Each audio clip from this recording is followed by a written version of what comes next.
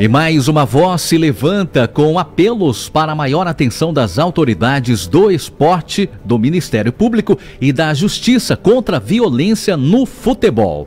O apelo é do ex-senador Luiz Pontes ao condenar as atrocidades cometidas contra atletas do time do Fortaleza. O repórter de Assis Lira tem mais informações.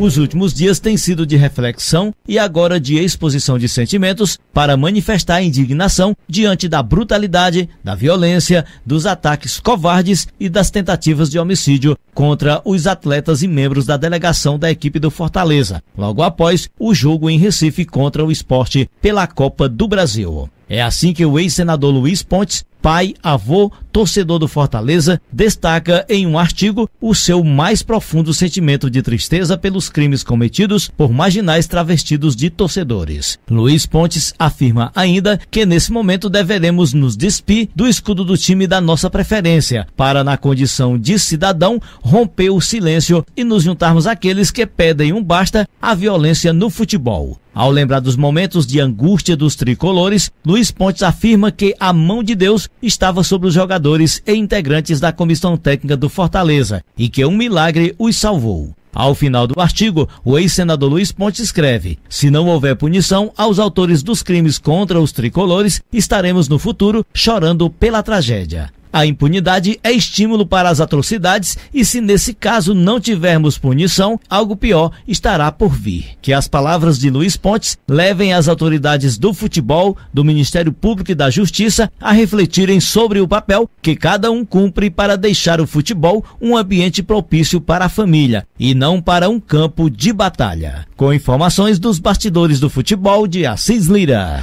Olha, o sentimento expressado aí pelo ex-senador Luiz Pontes, ele, na realidade, encontra eco, encontra respaldo na opinião de vários outros torcedores, eu diria até de milhares de torcedores, inclusive de dirigentes do futebol. O próprio CEO do Fortaleza, o Marcelo Paes, ele disse uma coisa, Marcos, que é interessante. Ele disse, olha, se dependesse da vontade dele, dos jogadores e do próprio Vojvoda, que é o técnico, eles nem participariam mais dessa competição da Copa do Nordeste, porque o Fortaleza conseguiu o adiamento de alguns outros jogos, por exemplo, da Copa do Brasil.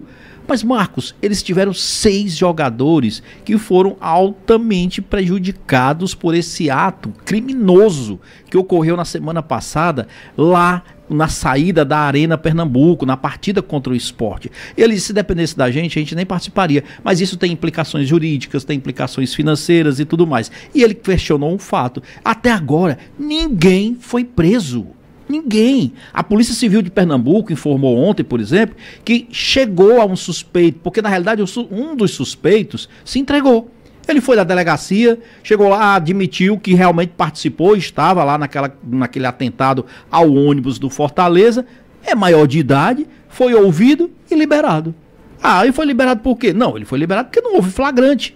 Então, nesse caso, a polícia vai seguir com as investigações, mas o fato é, cadê as câmeras? Eu tô falando aqui, na realidade, Marcos, a gente viu imagens, dezenas de vídeos, mas cadê as câmeras? Uma cidade hoje, por menor que ela seja, é cheia, repleta de câmeras para agilizar, para dar uma resposta rápida a essa questão, porque aconteceu aqui, não foi um fato isolado, não foi a primeira nem a única vez, e nem será a última. Então, isso fica o questionamento aí, a indignação do senador Luiz Pontes, que é a indignação de todos os cearenses e de todo mundo que gosta e ama o futebol. Porque quem gosta de futebol, Marcos, vai para torcer pelo seu time, vibrar e torcer para que o esporte seja cada vez mais representativo. E não, aquilo ali para mim é ato de bandidagem.